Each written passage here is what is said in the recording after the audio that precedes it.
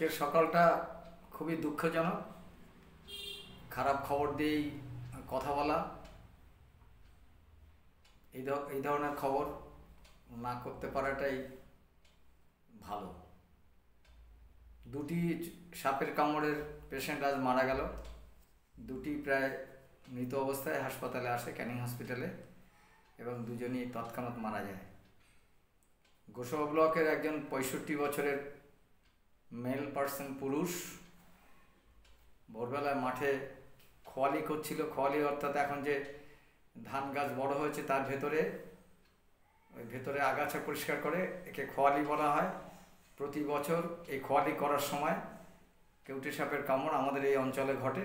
ঠিক তেমনিভাবে গোসাবা ব্লকের এক মানুষকে কামড়েছিল, তাকে প্রায় মৃতপ্রায় অবস্থায় ক্যানিং হসপিটালে নিয়ে আসে। আর একটি পেশেন্ট জয়নগরের, তাকে কালার সাপে কামড়ে দিয়েছিল রাতে বিছানায়।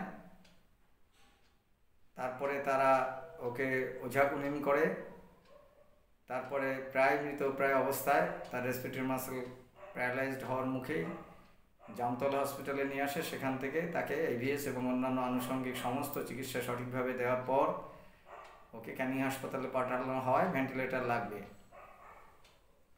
ক্যানিং হসপিটালে ঢোকার সঙ্গে সঙ্গেই চিকিৎসা শুরু হওয়ার আগেই সে মারা যায়। দুটি খুব দুঃখজনক ঘটনা, এবং দুটি সাপের কামড়ই নিউরোটক্সিক স্নেক বাইট ছিল।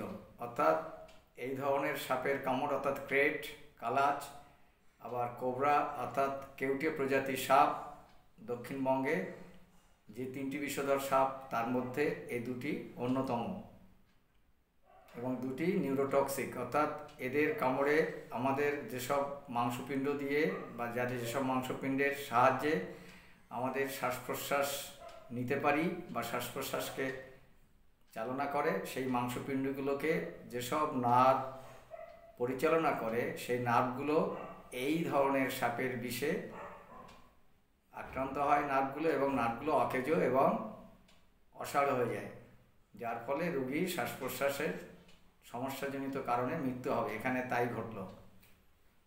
শেষ অবস্থায় যদি সঠিক সময় চিকিৎসা না হয়, শেষ অবস্থায় এই দুটি রোগীর ক্ষেত্রে আর্টিফিশিয়াল রেসপিরেশন দেওয়ার জন্য ভেন্টিলেটর প্রয়োজন হয়। কারোরই এই ভেন্টিলেটর দেওয়ার সময় বা সুযোগ পাওয়া যায়নি।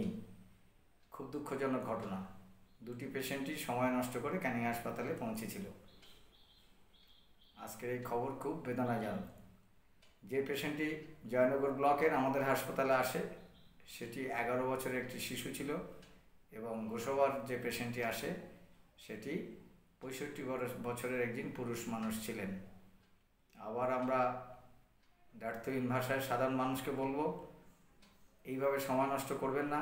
বারবার বলা হচ্ছে, প্রতিনিয়ত বলা হচ্ছে, প্রতিটি সরকারি হাসপাতালে, গ্রামীণ হাসপাতাল হোক বা শহরে হাসপাতাল হোক, যে হাসপাতালে বেড আছে অর্থাৎ রোগী ভর্তি হয়, প্রত্যেকটি হাসপাতালে সাপের কামড়ানোর জন্য পর্যাপ্ত পরিমাণে অ্যান্টিভেনাম সিরাম আছে। আনুষঙ্গিক যেসব ওষুধ পাওয়া যে দরকার হয়, সেসব ওষুধ পর্যাপ্ত পরিমাণে সাপ্লাই আছে।